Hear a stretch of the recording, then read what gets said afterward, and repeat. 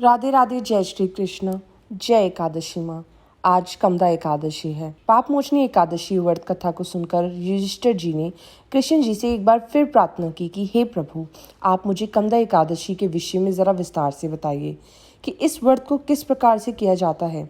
श्री कृष्ण जी ने युधिष्ठिर जी की प्रार्थना को स्वीकार करते हुए कहा कि चैत्र मास की शुक्ल पक्ष की एकादशी को ही कमदा एकादशी कहते हैं।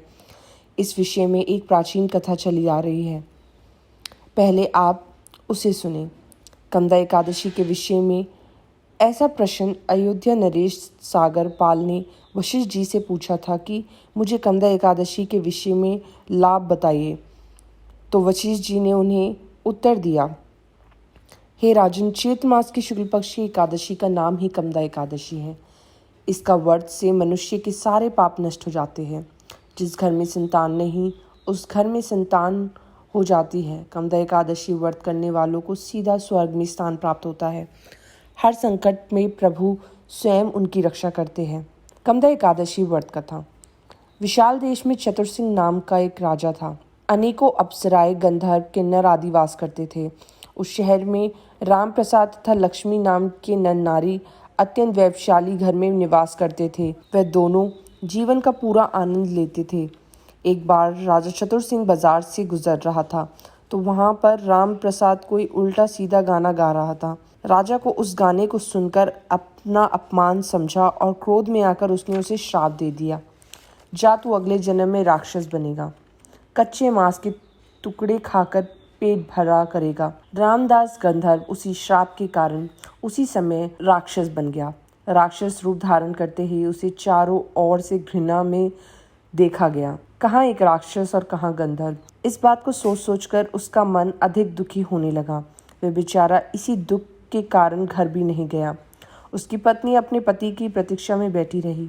उसे क्या पता था कि उसका देव रूपी पति राक्षस बनकर घूम रहा है। जैसे ही लक्ष्मी को यह पता चला कि उसका पति राक्षस बन चुका है, राजा के श्राप के कारण वह जंगलों में भटकता फिर रहा है, तो वह चिंता में डूबी श्रृंगी मुनि के शरण में गई। मुनि के आगे अपने सुहाग की दुर्दशा की सारी कहानी रखी। उसने रो रो कर प्रार्थना की कि हे प्रभु, मुझे इसका उपाय बताइए। मुनिश्रेष्ठ, देखो, मेरे सुहाग के जीवन होते हुए भी मैं एक विधवा हूँ। आप मेरे सुहाग को राक्षस जीवन से मुक्ति पाने का कोई उपाय बताओ।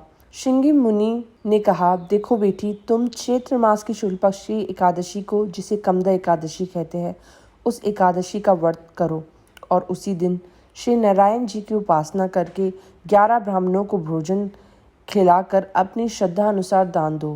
प्रभु की कृपा से तुम्हारे पति फिर से मानव जन्म में वापस आ जाएंगे। लक्ष्मी बेचारी 1 मास तक एकादशी की प्रतीक्षा करती रही। जैसे ही उसने एकादशी का व्रत रखा तो श्री विष्णु भगवान की प्रतिमा के आगे बैठकर धूप दीप तथा पान सुपारी फल तुलसी अर्पण कर हाथ जोड़कर कहने लगी, हे श्री नारायण प्रभु, यदि मैं सच्ची सुहागवती हूँ और मेरा कमदा एकादशी व्रत भी सच्चा है और पूर्ण है, तो मेरे सुहाग को फिर से मेरे पास वापस भेज दो। बस मैं यही मांगती हूँ। अभी लक्ष्मी प्रभु के चरणों में प्रणाम ही कर रही थी तो उसको उसके कानों में आवाज़ आई, लक्ष्मी, मैं आ गया हूँ। लक्ष्मी ने उठकर देखा तो उसका पति सामने ही मानव रूप में खड़ा था। दोनों पति पत्नी प्रभु कृपा से फिर से मिल गए। तो बोलिए, कमदा एकादशी माँ की जय। जय विष्णु भगवान।